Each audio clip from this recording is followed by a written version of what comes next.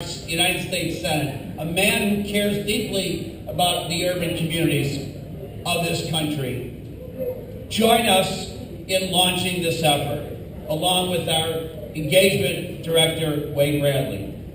These are big days for us.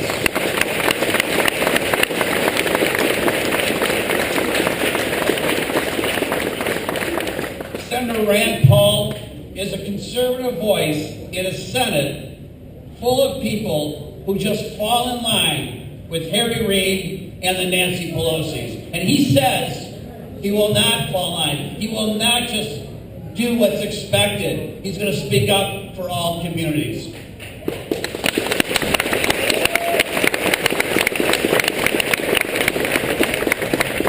I'm very proud to call Senator Rand Paul a friend of the Michigan Republican Party, a friend of Detroit, and a friend to all conservatives who share our common values. Ladies and gentlemen, Senator Rand Paul.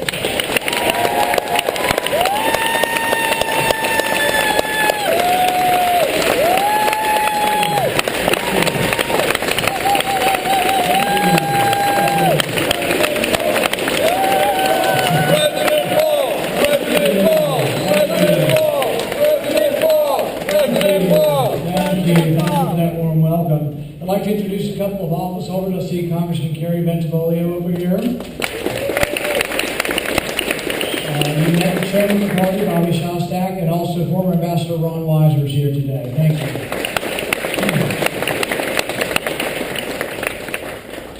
Please sit down, please, because I can go on for a while. Liberty is truly colorblind. Liberty doesn't care what you look like. Liberty doesn't care whether you got a ponytail, whether you got an earring. Liberty doesn't care what side of the tracks you're from. Liberty doesn't care whether you're rich or poor. Liberty is truly for everyone. Now, there have been times in our past that it hasn't been so. We've made mistakes as a country. We made mistakes from the very beginning. A huge mistake, an unforgivable mistake was slavery. Went on, we made mistakes in World War II. We incarcerated people without a trial. We put the Japanese in camps. Huge mistakes. We're still making some of those mistakes now. But the message of the Republican Party is that we care about you as an individual and that no individual should ever be incarcerated without a trial or without due process.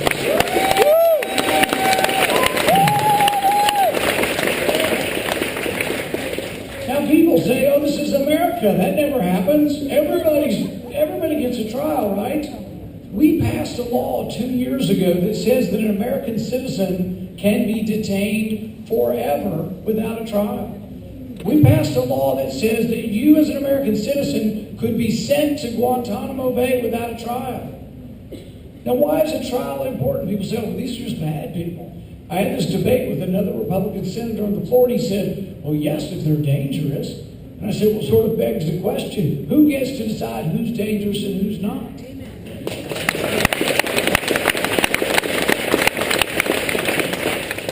Anybody here remember Richard Jewell? Richard Jewell was the guy they said he was the bomber. He was the Atlanta bomber.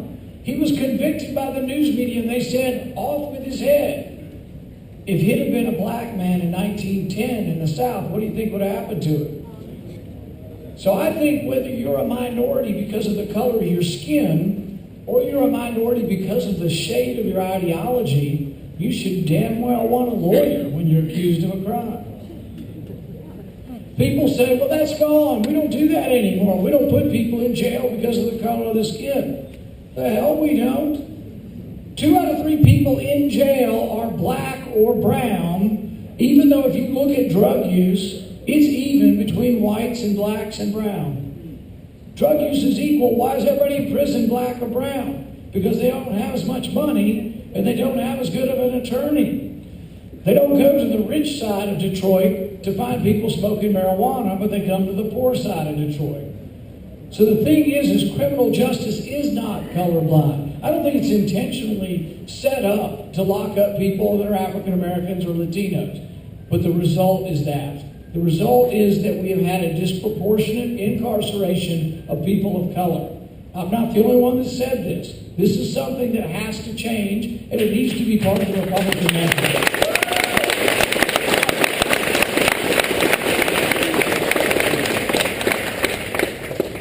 In my state, it's worse. You can make a youthful mistake. And don't get me wrong, I think it is a mistake to use drugs, alcohol, otherwise. Any of these things you can abuse, I don't think it's good for you. So I'm not encouraging that it's a good thing. But what I am saying is that if you were to go to jail for this, somehow shouldn't you be forgiven when you leave jail? In my state, you never get your voting rights back. There's been a lot of discussion about voting rights. The number one cause of people losing their voting rights is not because you don't have a driver's license. It's because you have a felony record and you can't vote. In my state, it never comes back. I have a friend whose brother, 30 years ago, grew marijuana plants in his apartment in college. He still can't vote. And every time he wants to get a job, he's got to check off a box, says he's a convicted felon. I think we should take these things and make them misdemeanors.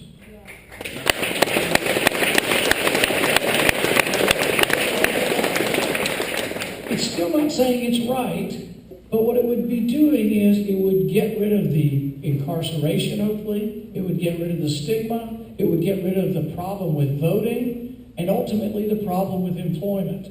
Here's the thing. You make a youthful mistake, you go to jail for buying, selling, or using marijuana or some drug. You go to jail, you get out. What are your prospects? Minimum wage if you're lucky.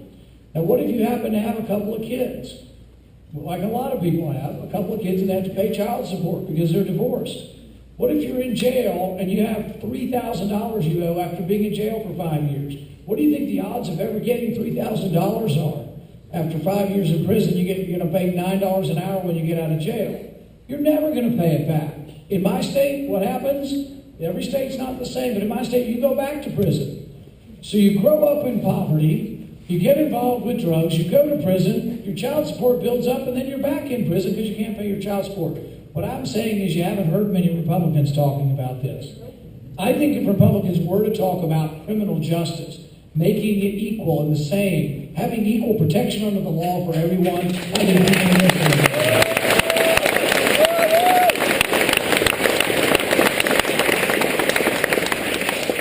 Now, some people say, oh, well, you know, people in poor areas of town, they don't care about taxes and regulations, so you guys need to change your policy on taxes and regulation. And I say, I don't think that's true. I think it is true if you're poor and you don't care so much about taxes and regulation. But the thing is that if we lower taxes for all of Detroit, there'll be more jobs. I'm going to be introducing at the Detroit Economic Club in about an hour a plan that would leave $1 billion with a B. $1 billion. More than $1 billion will be left in Detroit's economy if they would reduce taxes, send less money from Detroit, from everybody, send less money to Washington, and leave more in your community.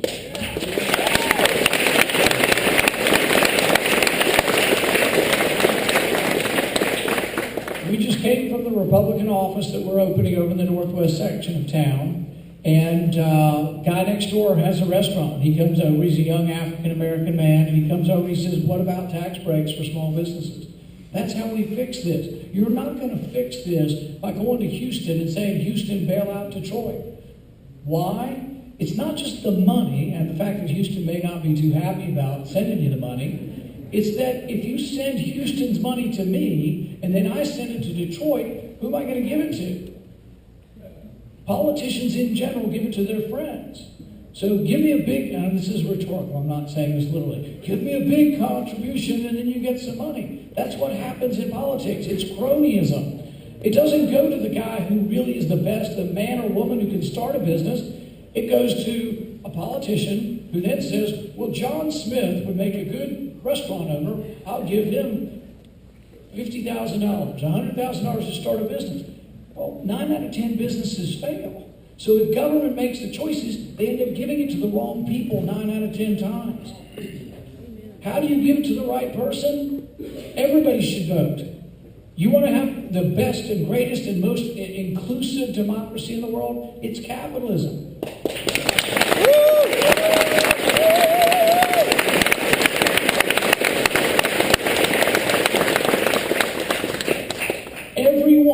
vote every day.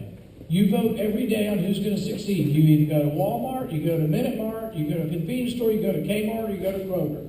You vote every day. The ones who succeed are the ones who the customers like.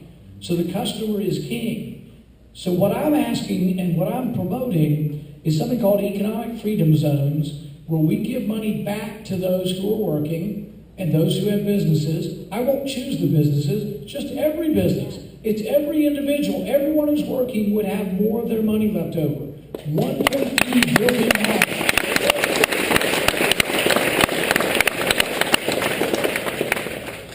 I think if we bring that message to Detroit, a city where Republicans have probably been getting less than 10% of the vote, I think our vote potential is only upwards. But I also think it's the right thing to do.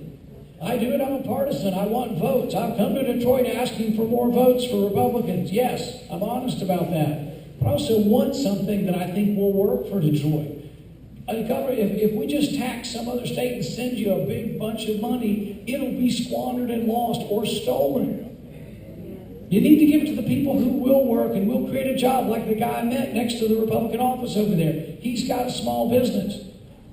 We're talking about reducing the income tax to 5%, reducing the corporate tax to 5%. We're talking about reducing capital gains tax to 0, and you're like, what the hell is capital gains tax? That's rich people pay that. Well, yeah, rich people have money, and you want them to invest in your businesses. So rich people will come back into Detroit, and some are. You've seen what Quicken Loans is doing. You've seen Marathon Oil. There are companies that will and are investing in Detroit. Let's make it even easier for them. Let's encourage a new Quicken Loans to come to Detroit. Thousands and thousands of jobs. But you know what we have to get over? What we have to get over as a society is the president plays this sort of thing of envy, and he says to us, oh, you should not like the rich people. We should punish rich people. I say, no, reward them. They create the jobs. That's who we work for. Anybody here work for a poor person? So you want rich people to have more money so you can have more money. It's sort of like the idea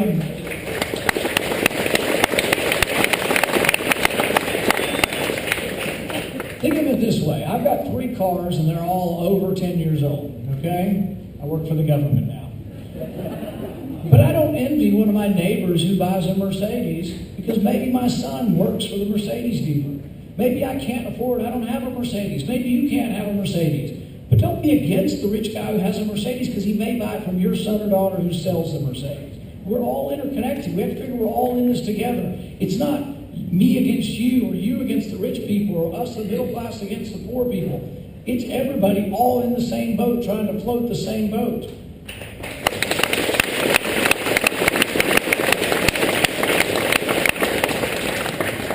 With economic freedom zones, we're also going to reduce the payroll tax, though. Some people don't pay any income tax. So to help everybody, we're going to, if you only pay payroll tax, we're going to reduce your tax by 2%.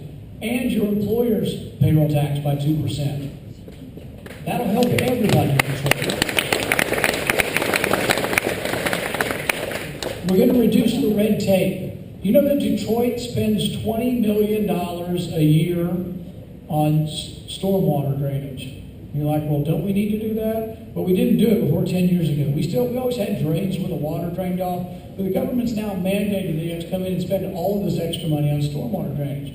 So I come from a small town in Kentucky, and I'm in the Lions Club, and I ask a guy in Lions Club, he's charging stormwater drainage. I say, what does that mean? My town's going to spend $3 million on it. And he says, well, half of that is to print up brochures telling you what we're going to do. Government is so wasteful. I'm not saying I'm for pollution. I'm not for pollution. You should not be allowed to dump any sewage or pollution into the Detroit River. However, we've gone so far beyond that your government can't turn the lights on. Your street lights can't be turned on because you're sending this money and spending it on ridiculous things that the federal government's making you do you shouldn't have to do.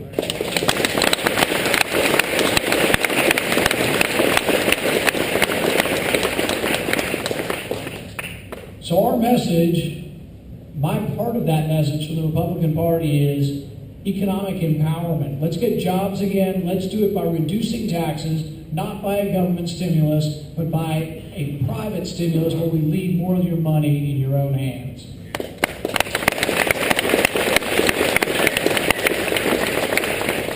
Let's improve the schools. Let's have competition. Everybody gets a choice. There is money right now that's directed towards the impoverished areas and towards schools. The money goes to the school. Let's give the money to the kids. Let's let the kids decide what they want to do.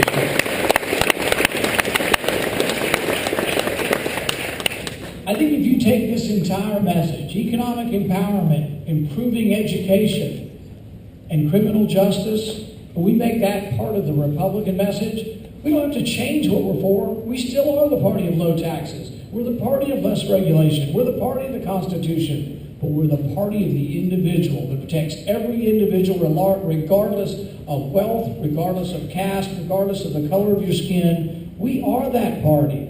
And I think when we are, we'll succeed in that. Thank you.